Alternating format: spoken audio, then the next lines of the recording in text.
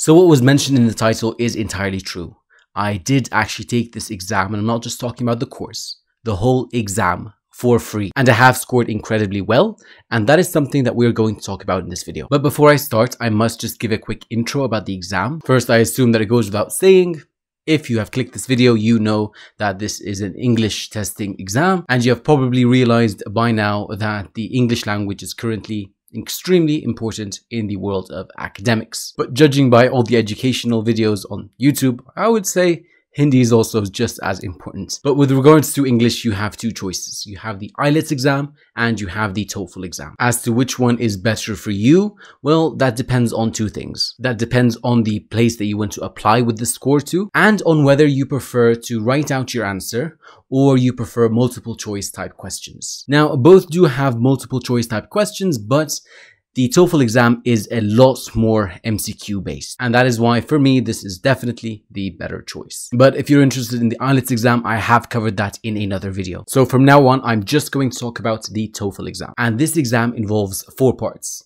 the reading, the listening, the speaking, and the writing. And of course, to score well in this exam, you do need to have a strong basis in 2 things, and that is your vocab and your grammar. And in terms of vocab, I will write down the name of an application that I like, which is called Magoosh. And in my opinion, that is one of the best applications out there to build your vocab. But of course, that's not everything, and you will find multiple websites and teachers out there telling you that they are the best at teaching you how to pass the TOEFL exam. And oftentimes this kind of confuses people, and it makes it difficult for them to figure out where to start. And the best way to start, in my opinion, is the TOEFL Test Preparation Insider Guide course. And this is an online course for free on edX that you can find linked in the description box down below. And this is the course that is taught by the people who made the exam themselves. This is by ETS. And a lot of the times what people teach in courses outside of this platform are just exact replicas of this course. As in, they just watch this and are repeating it to you for a fee. So it can be a great idea to just learn from the source.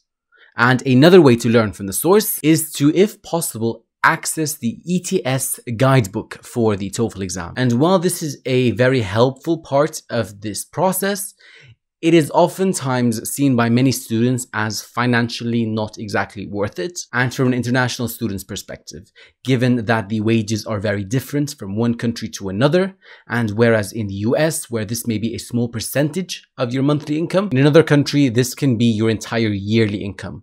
So I do recommend that you instead maybe try to borrow it from a friend or anyone really. It's very likely that you will be able to find someone that can lend it to you. And once you have gone through those 2 steps, you've gone through the course that is in the description box down below, you've looked through that book, and you have started building your vocab using Magoosh. You will also be able to access practice exams on the ETS website and through the course.